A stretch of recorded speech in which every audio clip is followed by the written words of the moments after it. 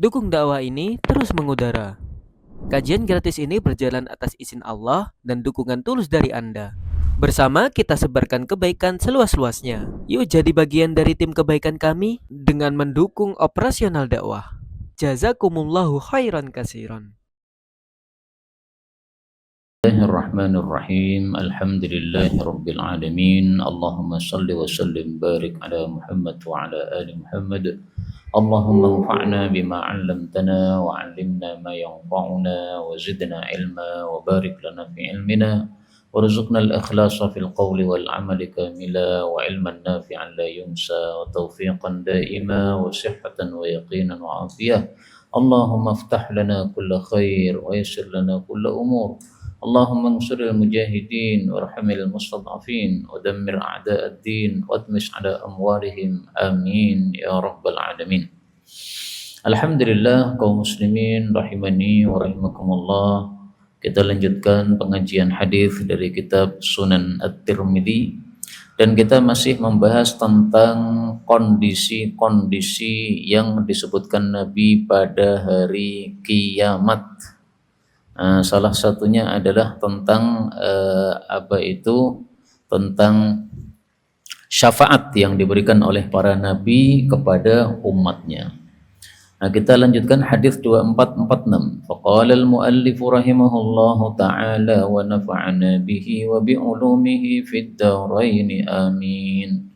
An Ibnu Abbas, dari Ibnu Abbas radhiyallahu anhuma, dia mengatakan ketika dilakukan Isra Mi'raj terhadap Nabi Muhammad sallallahu alaihi wasallam, maka beliau itu melewati seorang nabi dan juga ada beberapa nabi yang lain.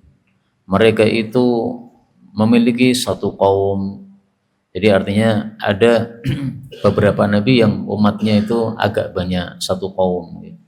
Ada lagi seorang nabi dan nabi-nabi yang lain memiliki umat hanya rahtun, satu kelompok. Satu kelompok artinya tidak begitu banyak, ya sedang. Ya.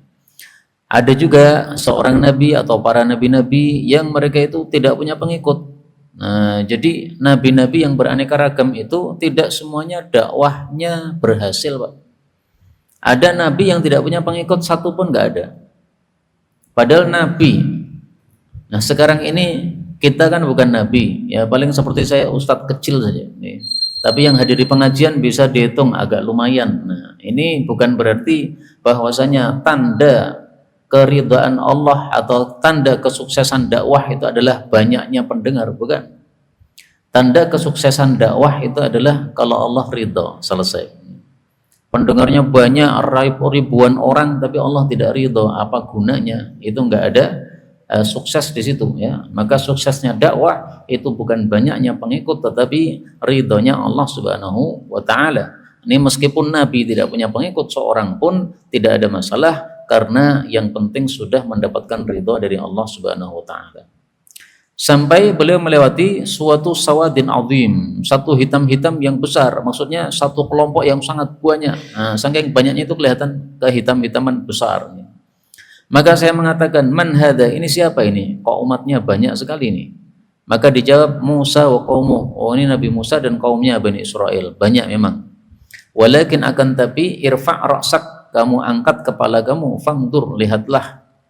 Ternyata fa'idha huwa, ternyata di sana sawatun azimun, ada hitam-hitam yang besar, yang banyak. Qad saddal ufuqa, telah menutupi cakrawala min dal janib, dari arah sini, wa min dal janib, dan dari arah sana, ya. Jadi misalnya penuh dari selatan sampai dengan utara, penuh cakrawala ini dengan banyak orang.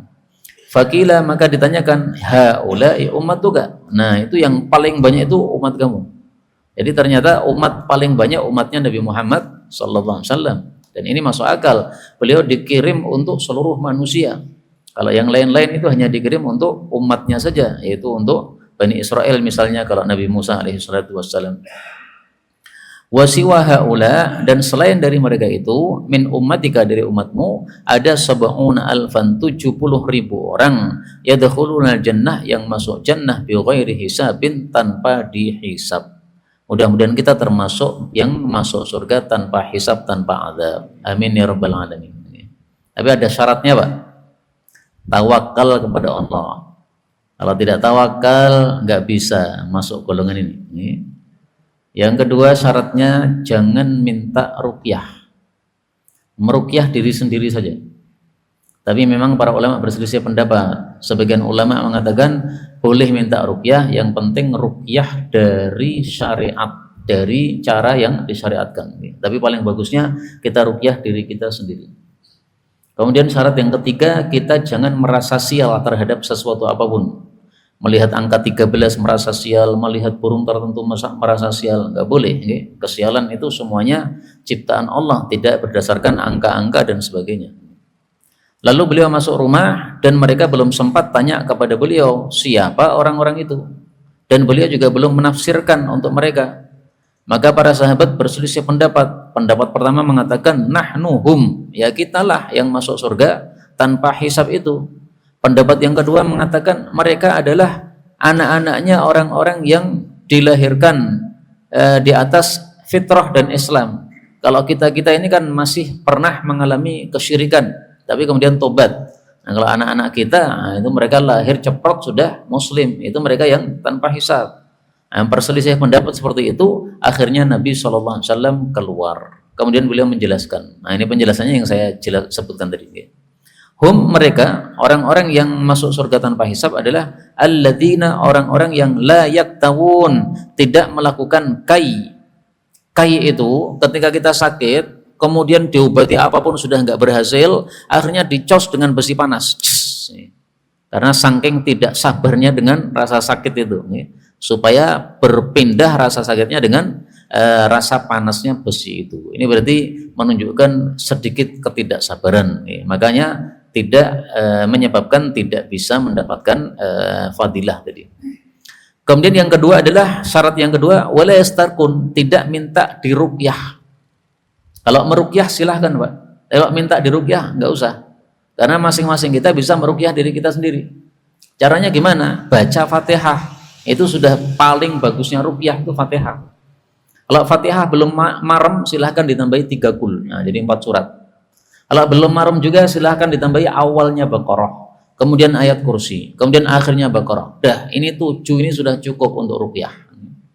Mau dibaca surat Baqarah secara sampai khatam lebih bagus lagi. Tapi 7 ini sudah cukup untuk ruqyah. Dan ini tolong dibiasakan anak-anak kita meruqyah mereka diri mereka sendiri-sendiri.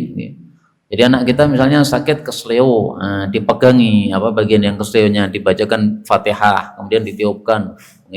Bapaknya melakukan itu, kemudian anaknya juga diajari. Kalau sudah bisa baca Fatihah sendiri, dia baca sendiri, dia tiupkan sendiri, supaya kita tidak termasuk orang-orang yang yastarkun, minta diruqyah. Tapi itu tadi ya, kata-kata tidak minta diruqyah itu memang ada 2 tafsiran. Tafsiran pertama, tidak minta diruqyah sama sekali. Tafsiran yang kedua, tidak minta diruqyah dengan ruqyah batil. Artinya kalau ruqyah yang syar'i masih boleh. Nah, karena ada perselisihan pendapat, lebih bagus kita cari yang aman, nggak usah minta diruqyah. Syarat yang ketiga, wala yatatayyarun, dan tidak menganggap sial dengan melihat burung tertentu. Orang-orang Arab kalau bersafar ketemu burung, burungnya dilihat ya. Kalau terbangnya ke arah kanan, ini berarti safarnya untung. Kalau terbangnya ke arah kiri, berarti safarnya buntung, ya, rugi. Nah, akhirnya kalau burungnya terbang ke kiri, akhirnya nggak jadi safar, nggak jadi pergi, karena merasa sial. Seperti itu nggak boleh. Maka tidak ada kesialan dan keberuntungan kecuali atas izin Allah Subhanahu wa Ta'ala. Kemudian syarat yang keempat, wa ala rabbihim yatawakkalun, dan hanya kepada Allah pemelihara mereka bertawakal. Tawakal itu artinya apa sih? Tawakal itu artinya adalah i'timad. I'timad itu bersandar kepada Allah Subhanahu wa Ta'ala ya. Jadi sandaran kita adalah Allah Subhanahu wa Ta'ala. Jangan bersandar kepada uang. Kalau kita bersandar kepada uang, sementara uangnya dihancurkan oleh Allah, udah nggak bisa apa-apa kita. Uang itu hanya pembantu saja. Nah, tapi tetap sandarannya adalah Allah Subhanahu wa Ta'ala. Nah, akhirnya berdirilah Uqasyah bin Mihsan, dia mengatakan, ana minhum ya Rasulullah, apakah saya termasuk dari orang-orang yang masuk surga tanpa hisab wahai Rasulullah? Beliau mengatakan, na'am, ya. Nah, di sini menunjukkan bolehnya memuji orang di depan dia kalau memang ada maslahatnya dan aman dari fitnah. Hukum asalnya tidak boleh, Pak, memuji orang di depan dia nggak boleh. Tapi di sini Rasulullah memuji Ukasyah. Kamu wahai Ukasyah, kamu termasuk orang-orang yang masuk surga tanpa hisab. Nah, dipuji di depan orang, banyak sahabat Nabi yang melihatnya. Syaratnya dua bolehnya itu. Pertama, ada maslahatnya. Maslahatnya misalnya supaya orang-orang semangat untuk beramal sebagaimana beramalnya Ukasyah ini, karena amalnya hebat nih. Kemudian syarat yang kedua, ketika kita memuji orang tersebut di depan orang lain, itu tidak menimbulkan mafsadat atau madarat. Misalnya orangnya yang dipuji jadi sombong. Nah, kalau memang dikhawatirkan jadi sombong, jangan dipuji di depan orang lain. Hanya saja perkataannya Ukasyah di sini, apakah saya termasuk mereka? Ini dalam riwayat yang lain lafalnya tidak seperti ini. Tapi lafalnya adalah, ya Rasulullah, doakan saya termasuk mereka. Maka Rasulullah mengatakan, baik, saya doakan. Nah, berarti apa? Berkat doa Nabi dia masuk surga tanpa hisab. Kemudian berdirilah orang yang lain, dia berkata, ana minhum, apakah saya juga termasuk mereka? Rasulullah menjawab, sabaqaka biha Ukasyah. Sudah mendahului kamu dengan fadilah tadi, Ukasyah. Artinya Nabi tidak mau menjamin orang tadi. Dan ini kecerdasan Nabi, Pak. Karena kalau Nabi menjamin orang yang kedua ini, pasti semua majelis bangkit semuanya. Saya juga ya Rasulullah, saya juga. Semua majelis ikut dijaminkan masuk surga. Nah, jadi repot nanti. Maka cukup satu yang pertama itu yang mendapatkan fadilah. Karena itu dari sini juga diambil pelajaran bahwasanya kebaikan-kebaikan itu siapa yang pertama kali melakukannya, maka dialah yang mendapatkan fadilah yang terbesar. Datang ke masjid pertama kali, nah itu yang pahalanya paling besar. Berarti kalau datangnya paling terakhir, nah berarti apa? Pahalanya juga paling terakhir atau paling kecil. Nah, maka jangan dibiasakan datang ke masjid akhir-akhir. Kalau bisa itu mendengar adzan Allahu Akbar langsung wudu. Begitu wudu kemudian salat sunnah. Salat sunnah kemudian berangkat di masjid. Atau berangkat ke masjid kemudian salat sunnah di masjid. Berikutnya 2447 dari Anas bin Malik radhiyallahu anhu berkata, ma'arifu, saya tidak mengetahui syai'an sesuatu mimma kunna alaih, dari amal-amal yang kami dulu melakukannya ala ahdin nabiyyi, di masa Nabi sallallahu alaihi wasallam. Artinya kata Anas bin Malik, zaman sekarang ini sudah berubah semua, nggak ada yang bagus semua. Maka di masa Nabi orang misalnya semangat untuk sedekah, sekarang sudah nggak ada lagi yang semangat sedekah. Di masa Nabi orang semangat tahajud, sekarang nggak ada lagi. Fakultu, maka muridnya bertanya, aina salah? Loh, di mana salat? Artinya kita kan masih salat. Di masa Nabi kan salat, di masa kita juga masih salat. Katanya kok sudah tidak ada lagi yang seperti di masa Nabi. Maka kata Anas bin Malik, awalam tasna'u, bukankah kalian sudah melakukan fi salatikum, di dalam salat kalian, maqad alimtum, sesuatu yang kalian sendiri sudah tahu, yaitu suka mengundur-undurkan waktu salat. Jadi di masa khilafah Bani Umayyah itu banyak orang yang mengundur-undurkan waktu salat. Makanya Anas bin Malik mengatakan amalan manusia sekarang sudah tidak persis dengan amalan di masa Rasulullah SAW. Ini di masa Anas bin Malik, Pak.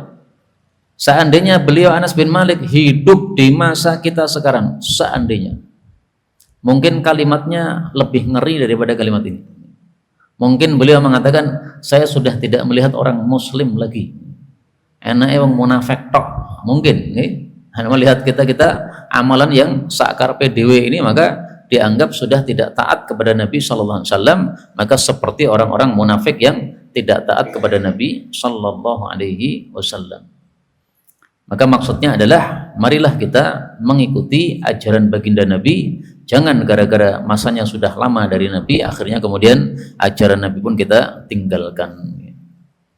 Berikutnya 48 dari Asma binti Umais Al-Khathamiyah, dia mengatakan, aku mendengar Rasul sallallahu alaihi wasallam bersabda, bi'sal abdu, sejelek-jelek hamba adalah abdun, seorang hamba takhayyal, yang dia itu merasa sombong dalam dirinya, waqtala, dan dia berlaku sombong, wa nasya, dan dia lupa al-kabira, terhadap zat yang maha besar, al-muta'al, zat yang maha tinggi, yaitu Allah subhanahu wa ta'ala.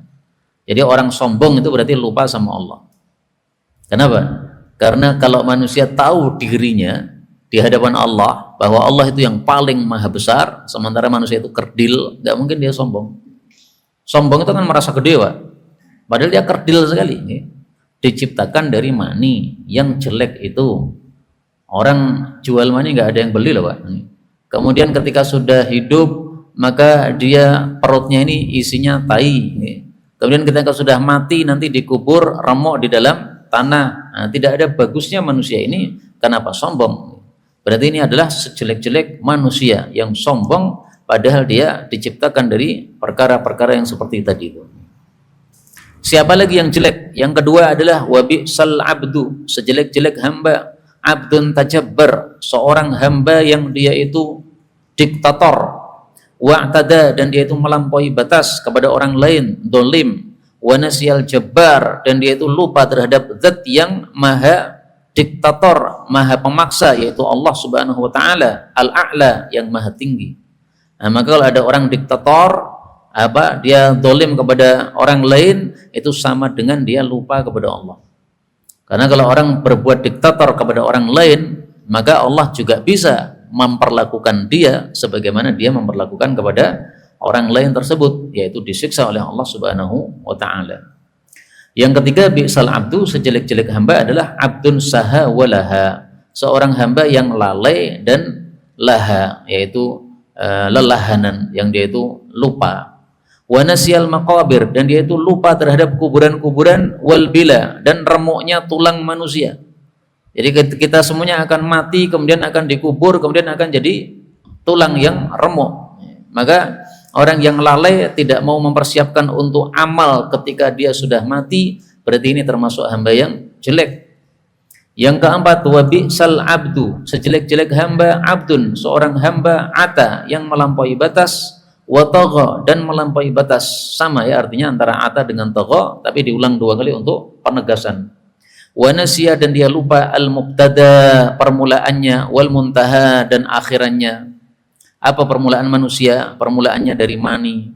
Apa akhirannya manusia? Akhirannya jadi tanah tadi, karena sudah dikubur di dalam tanah, kemudian akan berusak menjadi tanah.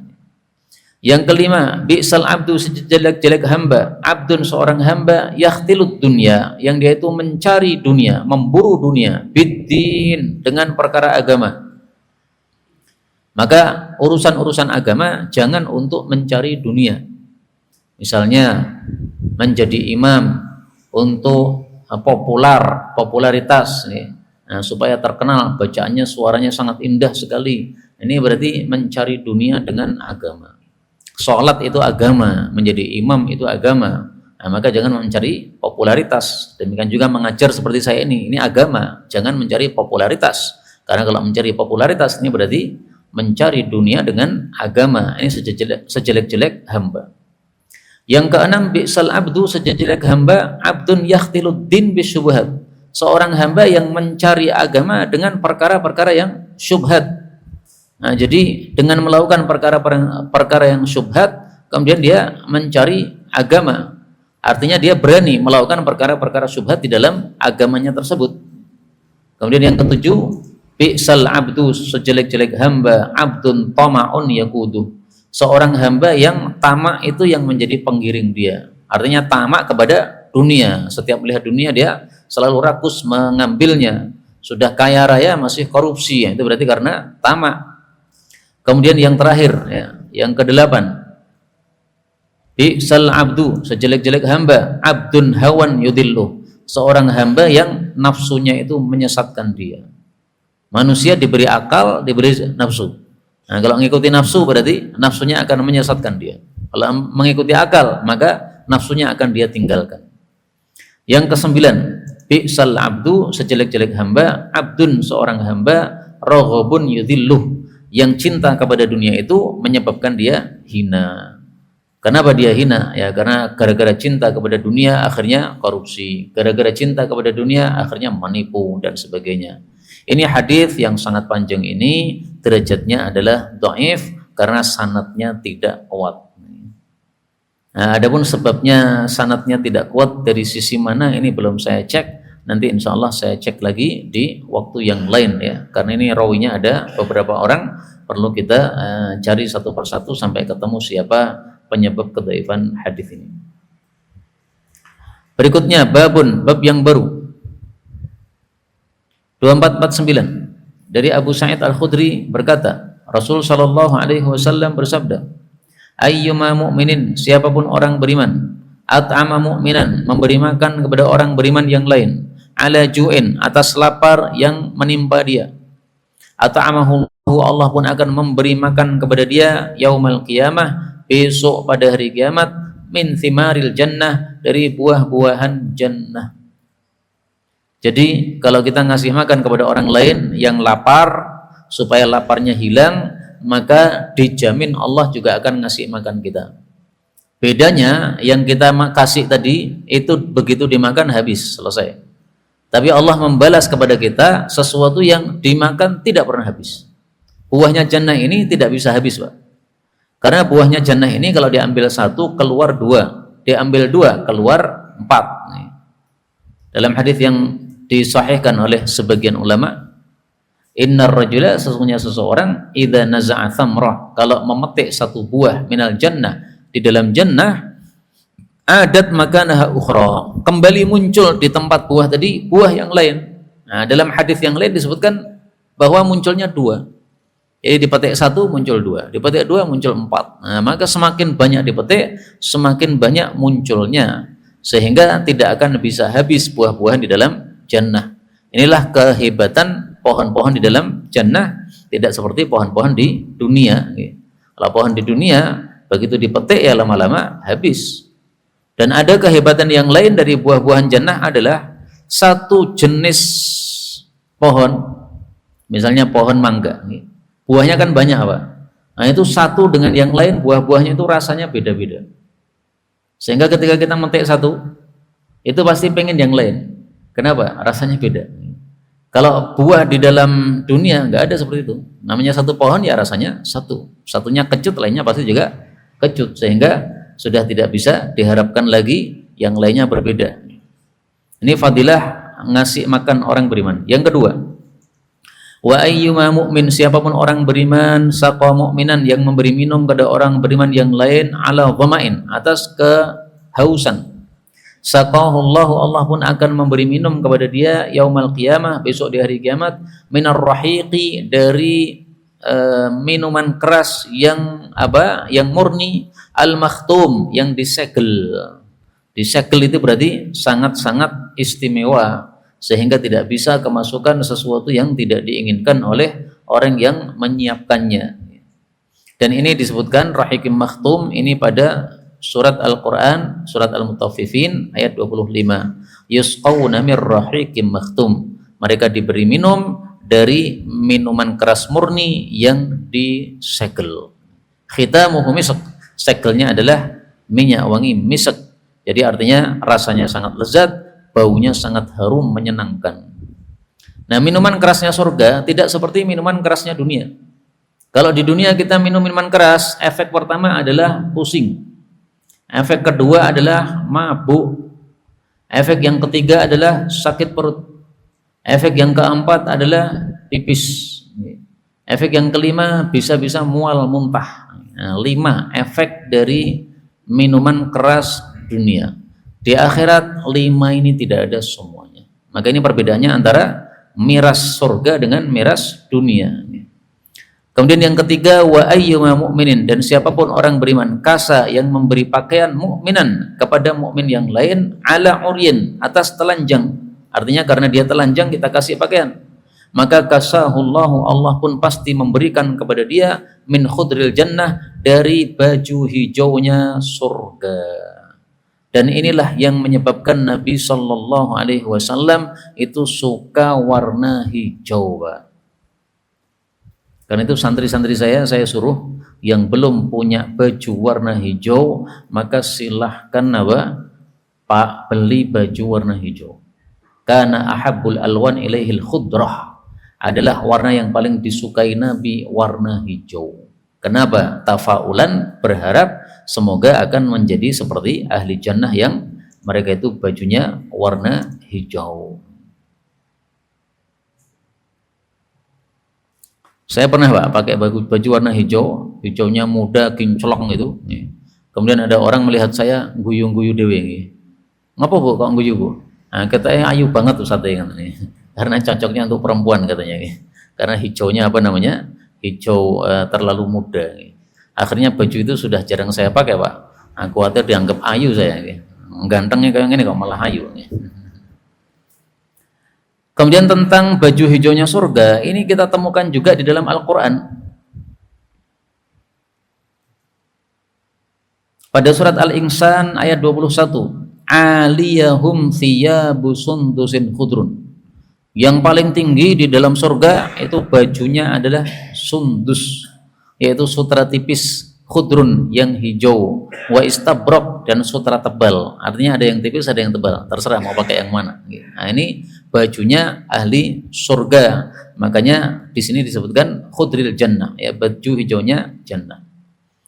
Karena itu mari kita melakukan salah satu dari tiga ini, kalau bisa ya tiga-tiganya. Yang pertama, memberi makan kepada orang mukmin yang lapar. Kalau masih ada kesempatan di Palestina kirim bantuan makan, kita kirimkan, atau minuman atau pakaian. Ini kalau bisa diringkas jadi dua, yaitu pangan sama sandang, ya, sandang sama pangan. Kemudian hadis ini menurut Imam Tirmidzi adalah tidak sahih. Beliau mengatakan gharib. Kenapa? Karena hadis ini diriwayatkan secara mauquf. Mauquf itu adalah perkataan Abu Sa'id, bukan sabda Nabi SAW. Dan inilah yang lebih sahih kata Imam Tirmidzi, bahwa hadis ini bukan sabda Nabi, tapi ini perkataan Abu Sa'id. Tapi meskipun ini perkataan Abu Sa'id, tidak ada masalah. Kenapa? Karena perkataan Abu Sa'id kalau bicara tentang surga itu pasti sumbernya dari Rasul. Abu Sa'id kan sahabat Nabi biasa, belum pernah masuk surga. Kok bisa bicara soal surga? Itu pasti sumbernya dari Nabi. Tapi tetap saja hadis ini dhaif karena di dalam sanadnya ada rawi bernama Atiyah Al-Aufi. Ini seorang perawi yang dhaif. Tapi meskipun dhaif nggak ada masalah. Kenapa? Karena ada kaidah mengatakan al-jaza'u min jinsil amal. Balasan itu diberikan oleh Allah sejenis dengan amal yang kita lakukan. Amalnya ngasih makan, nah, nanti Allah akan kasih makan kita. Amalnya ngasih minum, maka Allah nanti akan kasih minum kita. Jadi secara umum maknanya hadis ini sahih. Berikutnya 2450 dari Abu Hurairah radhiyallahu anhu berkata, Rasul sallallahu alaihi wasallam bersabda, "Man khafa, barang siapa yang takut kepada musuh, takut diserang musuh, maka adlaja, dia pasti akan berjalan di awal malam." Kita safar, khawatir di tengah safar itu nanti dicegat oleh musuh atau dicegat perampok. Nah, maka pasti awal malam kita segera berangkat supaya tidak kesusul oleh rampok atau musuh yang ada di belakang. Ini bahasa ungkapan. Maksudnya Nabi adalah sebagaimana kamu takut kepada neraka itu harus segera beramal, lari menuju kepada surga, maka demikian juga sebagaimana orang yang takut kepada musuh itu segera berangkat, maka orang yang takut kepada neraka juga hendaklah segera beramal. Sehingga maksud hadis ini adalah kalau kita merasa takut kepada neraka, jangan hanya tidur terus. Katanya takut kepada neraka, Allahumma a'udzubika minan nar, tapi tidur terus, nggak pernah tahajud. Nah itu takutnya gimana itu? Takut benar atau hanya ngaku-ngaku takut saja? Katanya pengen masuk surga, tapi nggak pernah bangun malam. Gimana itu? Kalau yang pengen masuk surga ya segera berangkat, segera menuju ke surga dengan amal-amal itu. Waman adlaj, dan barang siapa yang berjalan di awal malam, balaghal manzil, maka dia pasti akan sampai ke rumahnya karena dia segera berangkat, tidak malas-malesan. Kemudian beliau menjelaskan, ala ketahuilah inna sil'atallahi, sesungguhnya dagangannya Allah ghaliyah, mahal. Ala ketahuilah inna sil'atallahi, sesungguhnya dagangannya Allah itu adalah al-jannah, surga. Jadi Allah itu melakukan bisnis Pak, dijual kepada manusia. Hai manusia, ini saya punya dagangan. Dagangan saya adalah surga. Kalau kamu mau beli silakan. Nah, membelinya dengan apa? Dengan diri kita dan dengan harta kita. Yaitu kita beramal dengan diri kita akan mendapatkan surga. Innallaha ashtara minal mu'minina anfusahum wa amwalahum bi an lahumul jannah. Sesungguhnya Allah membeli dari orang-orang beriman diri-diri mereka dan harta-harta mereka diganti dengan jannah. Jadi Allah mempunyai jannah dijual kepada kita manusia. Untuk membelinya bukan dengan duit, bukan, tapi dengan anfusahum, diri, wa amwalahum, dan harta. Harta kita sedekahkan, maka akan mendapatkan ridha Allah. Kemudian jiwa atau tubuh kita gunakan untuk beramal supaya mendapatkan ridha Allah Subhanahu wa ta'ala. Kaum muslimin rahimani wa rahimakumullah, karena itu ringkasnya maksud hadis ini adalah mari beramal. Buktikan bahwa kita pengen surga dengan beramal. Buktikan bahwa kita takut dari neraka dengan lari meninggalkan neraka, yaitu meninggalkan kemaksiatan-kemaksiatan. Sebagaimana sabda Nabi SAW dalam hadis yang lain, haribuha. Beliau mengatakan, ma ra'aitu mithlan nar, saya tidak melihat seperti neraka. Nama haribuha, orang yang lari dari neraka malah tidur aja. Wala mithlal jannah, saya juga tidak pernah melihat seperti jannah. Nama talibuha, orang yang memburu jannah katanya malah tidur. Artinya dicela oleh Nabi ini. Katanya buru jannah, kok tidur aja? Mana amalnya mana? Katanya lari dari neraka, kok malah tidur saja? Mana semangatnya untuk meninggalkan maksiat, mana? Mana semangatnya untuk beramal, mana? Itu maksudnya sabda ini. Dan ini hadis riwayat Tirmidzi, derajatnya hasan. Mirip dengan hadis yang kita baca ini. Mudah-mudahan semua kita masuk jannah tanpa hisab, tanpa adab, dan tentu saja dengan amal-amal yang sungguh-sungguh kita untuk mendapatkan jannah tersebut. Berikutnya babun, bab yang baru. Ini semuanya hadis-hadis bicara tentang apa? Tentang raqaiq. Ya, raqaiq itu adalah hadis-hadis yang melembutkan hati kita.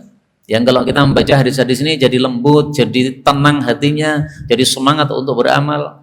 Yang asalnya malas-malasan, jadi muncul semangat seperti sedang dicambuk ya, sehingga apa? Muncul semangatnya. Hadis 2451 dari Atiyah As-Sa'di. Dia termasuk sahabat Nabi SAW. Dia mengatakan Rasul SAW bersabda, la yablughul abdu, tidak mencapai seorang hamba itu ayyakuna minal muttaqin, untuk menjadi kelompok muttaqin, orang-orang yang bertakwa, hatta yada'a, sampai dia meninggalkan ma la ba'sa bihi, sesuatu yang tidak masalah baginya, alias yang halal. Hadaron, karena khawatir, lima bihil ba'su, terhadap sesuatu yang ada masalah padanya atau yang haram padanya. Maksud hadis ini adalah bahwasanya supaya derajat kita itu sampai ke derajat tertinggi, yaitu sebagai muttaqin, orang yang takwanya sempurna, maka kadang-kadang atau kita harus meninggalkan sebagian yang sebenarnya itu halal, mubah, tapi untuk kehati-hatian kita tinggalkan. Contohnya apa? Misalnya yang dipraktekkan oleh Nabi SAW. Beliau berjalan ke rumahnya, di tengah jalan melihat ada satu kurma jatuh. Beliau ambil, kemudian beliau mengatakan, ini kurma ini karena luqatah, ketemu di jalan, ini sebenarnya dimakan boleh, tapi saya khawatir ini adalah kurma zakat yang tadi jatuh. Sementara keluarga Nabi kan tidak boleh makan kurma zakat. Nah, maka beliau akhirnya tidak jadi makan kurma tadi. Sebenarnya halal Pak, karena barang temuan di jalan kalau remeh halal dimakan.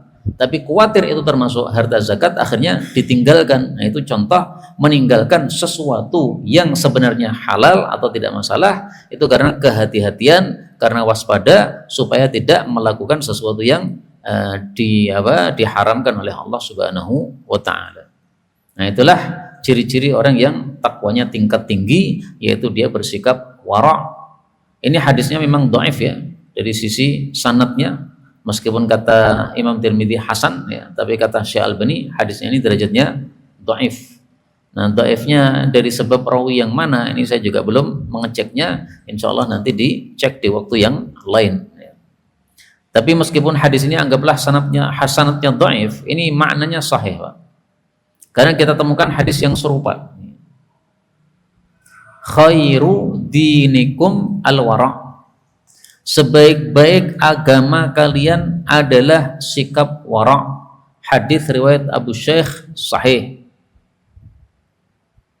Nah, maka perkara-perkara agama Islam ini yang paling bagus adalah sikap wara'. Nah, sikap wara' tadi meninggalkan sesuatu yang sebenarnya mubah karena khawatir akan terjerumus pada sesuatu yang diharamkan oleh Allah Subhanahu wa taala. Ini namanya sikap wara', sikap berhati-hati. Berikutnya bab yang baru lagi. 2452 dari Hamdalah Al-Usaidi, dia mengatakan Rasul sallallahu alaihi wasallam bersabda, "Lau annakum, seandainya kalian itu wahai para sahabat, takununa, kalian menjadi kama takununa, sebagaimana kondisi kalian indi, di hadapan saya, la adhallatkum, sungguh para malaikat akan menaungi kalian, al malaikah, para malaikat itu, bi ajnihatiha, dengan sayap-sayapnya." Jadi ini satu hadis yang disampaikan oleh Nabi kepada Hamdalah. Hamdalah ini seorang sahabat Nabi yang dia itu kalau sedang ngaji sama Nabi itu merasa khusyuk sekali, Pak. Kalau ngaji sama Nabi, Masya Allah, ya, mendengarkan dengan seksama, kadang-kadang nangis, ternyuh hatinya, ya. Pokoknya terkesan sekali dengan sabda-sabda Nabi. Tapi begitu sampai pulang ke rumah, ketemu istri, nggoda istri, ketemu anak, ngutang anak. Jadi seolah-olah sudah lupa lagi dengan kondisi akhirat yang tadi disampaikan oleh Nabi Sallallahu Alaihi Wasallam. Sehingga dia merasa, wah, saya ini munafik ini. Kalau pas di majelis sama Nabi, ketoknya khusyuk, kelingan surga neraka. Nah, begitu sampai rumah, udah kendunyan lagi, teringat bisnis dan sebagainya. Nah, dia merasa dirinya munafik. Maka begitu sampai kepada Nabi, dia mengeluhkan, "Ya Rasulullah, tampaknya saya ini munafik, ya Rasulullah. Karena kondisi saya di rumah berbeda dengan kondisi saya ketika pengajian." Nah, kata Nabi, enggak munafik ya. Bahkan kalau kalian itu di semua waktu kondisinya khusyuk terus seperti ketika ngaji di depan saya, maka malaikat-malaikat pasti akan menaungi kalian dengan sayap-sayap. Tapi kondisi kita enggak bisa begitu, Pak. Kondisi kita khusyuk ya paling pas baca Quran. Kondisi kita khusyuk ya paling pas pengajian. Nanti keluar dari masjid ya sudah normal lagi ya, mikir bisnis lagi dan sebagainya. Ya ketemu anak ya biasa, gojek-gojek sama anak. Enggak ada masalah, itu enggak dilarang oleh Nabi Shallallahu Alaihi Wasallam. Nah, kalau kita terlalu ngoyo begitu dalam bab agama, akhirnya setiap saat itu hanya khusyuk terus, tidak pernah senyum, tidak pernah tertawa. Nah, yang terjadi malah ini nanti malaikat naung-naungi kita. Dan kalau kita dinaung-naungi malaikat, malah mengerikan. Mengerikannya kenapa? Bisa jadi kita malah jadi sombong, Pak. Wah, aku peng-pengan aku. Aku sudah wali Allah aku. Nah, sehingga kalau sudah merasa peng-pengan, nanti ada orang sedikit mengejek kita atau mendolimi kita, langsung kita mati-matian apa? Memusuhi orang tersebut. Nah, malah alhamdulillah kita jadi orang biasa, nggak jadi wali yang tingkat tinggi. Khawatir kita menjadi wali tingkat tinggi malah belum siap. Nah, maka kondisi yang dialami oleh Hamdalah, kalau kita mengalaminya juga tidak ada masalah. Yang penting tidak melakukan sesuatu yang diharamkan. Tapi kalau melakukan sesuatu yang diharamkan, nah itu nanti akibatnya ke dalam neraka. Ini yang dapat kita pelajari pada pertemuan kali ini. Betulnya dari Allah Subhanahu wa taala. Kalaupun ada salahnya, fa astaghfirullahal azim li wa lakum walhamdulillahi rabbil alamin. Dukung dakwah ini terus mengudara. Kajian gratis ini berjalan atas izin Allah dan dukungan tulus dari Anda. Bersama kita sebarkan kebaikan seluas-luasnya. Yuk jadi bagian dari tim kebaikan kami dengan mendukung operasional dakwah. Jazakumullahu khairan katsiran.